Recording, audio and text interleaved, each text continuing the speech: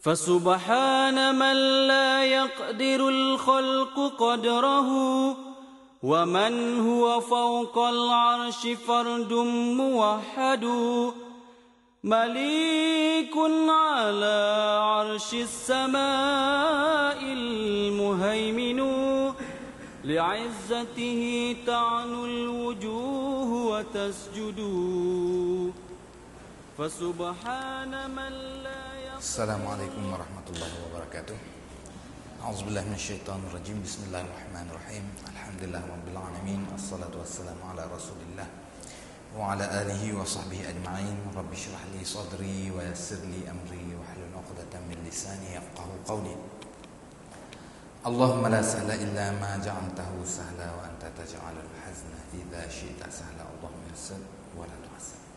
Alhamdulillah, bersyukur kepada Allah Subhanahu wa taala pada hari ini sekali lagi kita dapat bersama-sama, dan insya-Allah pada malam ini kita akan meneruskan kupasan kita dalam buku Kalimatun fil Wasatiyyatil Islamiyah, seperti yang telah kita kupas dalam beberapa kali yang lepas, yang saya terima di bawah siri kefahaman wasatiyah Islam ataupun kesederhanaan dalam Islam.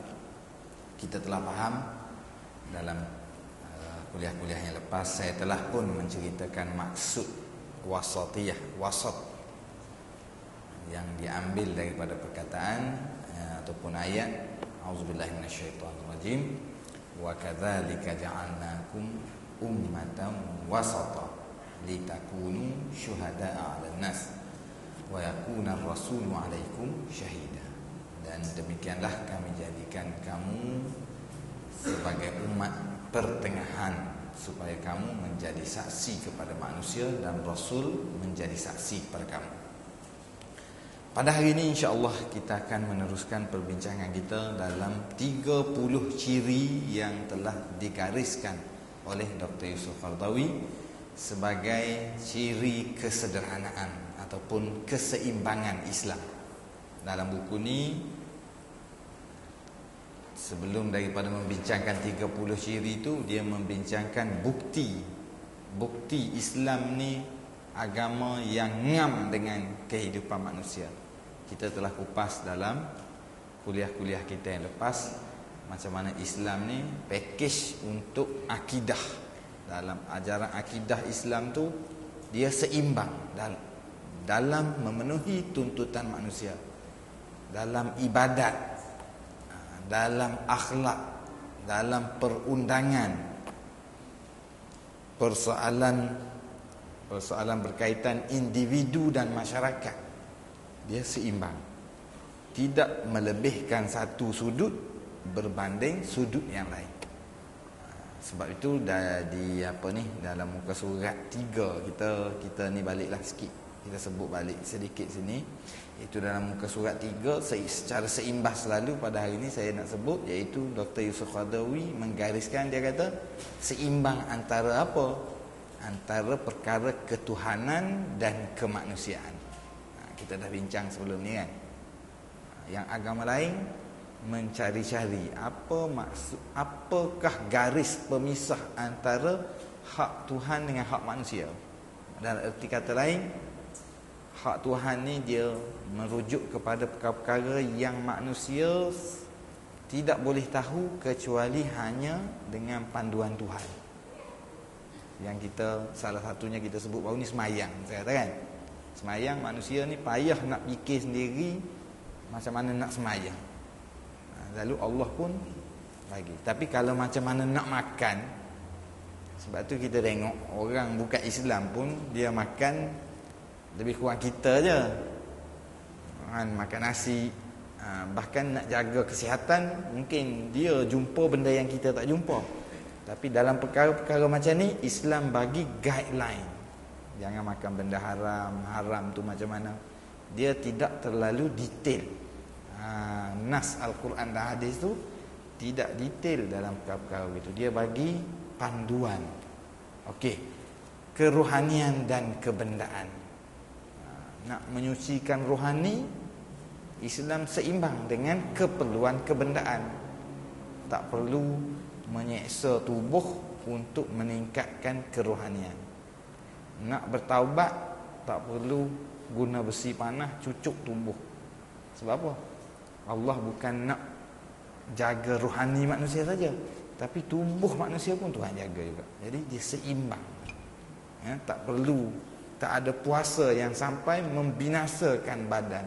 Kalau puasa tu bersifat nak meninggikan rohani, tapi tidak sampai mencacatkan anggota, memusnahkan anggota. Sana adanya keseimbangan ukhrawi dan duniawi. Islam suruh orang Islam ni mendapat keredaan Allah di akhirat. Tetapi keredaan Allah di akhirat itu sebenarnya tidak bertentangan dengan kejayaan di dunia. Bahkan Islam ni kalau kita amalkan dia, kita akan berjaya dunia akhirat. Tapi kalau terpaksa berkorban, korbanlah dunia demi akhirat. Tak boleh nak korban akhirat demi dunia. Tapi kalau amalkan Islam, manusia akan bahagia dunia akhirat. Contohnya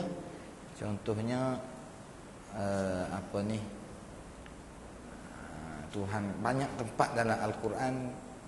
Contohnya sewaktu Allah menceritakan Nabi Adam jatuh ke bumi, turun ke bumi, dihalau daripada syurga, turun ke bumi. Tuhan kata, fa imma ya'tiyannakum minni huda, akan datang kepada kamu dan anak cucu kamulah petunjukku. Faman tabi'a hudaya fala yadhillu wala yashqa. Siapa yang ikut petunjuk aku ni, dia tidak akan sesat dan dia tidak akan menderita dunia dan di akhirat lah. Oleh itu urusan dunia ni Tuhan atur supaya manusia bahagia. Contoh paling mudah, harta pusaka lah. Kalau tak ada panduan Tuhan, setiap kali mati ahli keluarga kelahi sebab tak reti nak bagi cara terbaik. Tak ada panduan Tuhan. Hak ada panduan pun kelahi lagi, kan? Kalau tak ada macam mana? Jadi bezanya bila Allah dah pandu tapi kita kelahi juga. Kelahi sebab tak ikut. Tu bukan salah Tuhan lah, salah kita yang tak ikut lah. Wahyu dan akal, mana benda yang Allah dah tentukan, mana benda yang kita boleh cari sendiri. Dalam hidup ni banyak benda yang kita boleh cari sendiri.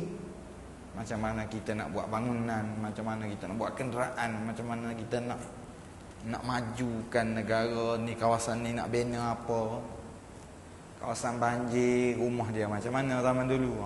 Interaksi terhadap alam sekeliling tu tidak memerlukan wahyu secara langsung. Tapi panduan wahyu tu perlu dalam perkara-perkara yang melibatkan ke alam gaib dan melibatkan ibadat,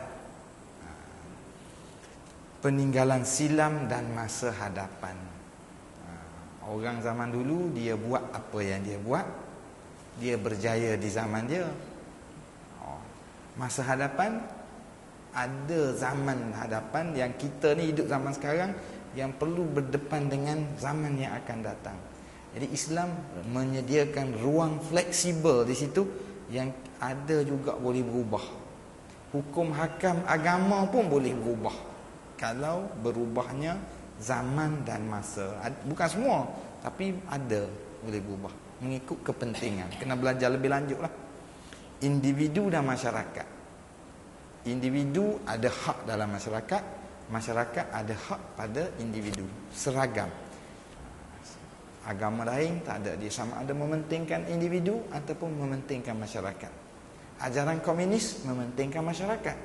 Sampai orang individu ni tak boleh memiliki apa-apa. Dia kerja untuk negara. Sebab negara tu mewakili masyarakat. Nak beli tanah tak boleh, nak beli rumah tak boleh, nak beli semua tak boleh. Negara yang bagi. Belanja bulan pun untuk satu keluarga, negara yang tentukan. Di bawah sistem komunis dulu, negara Cina contohnya, di setiap bulan dia ada dah. Kalau orang tu berapa orang ahli keluarga dia boleh banyak ni duit. Mu kerjalah banyak mana pun banyak tu ya duit boleh. Sebab apa? Hak mu kerja tu akan pergi kepada perbendarahan negara. Tak ada hak nak memiliki. Sebab dia nak jaga masyarakat Jadi hak individu terancam di situ. Islam ada orang kaya, ada orang miskin. Islam mengakui benda tu. Tapi macam mana dia selesaikan? Orang kaya kena bagi zakat. Orang kaya tak perlu bagi semua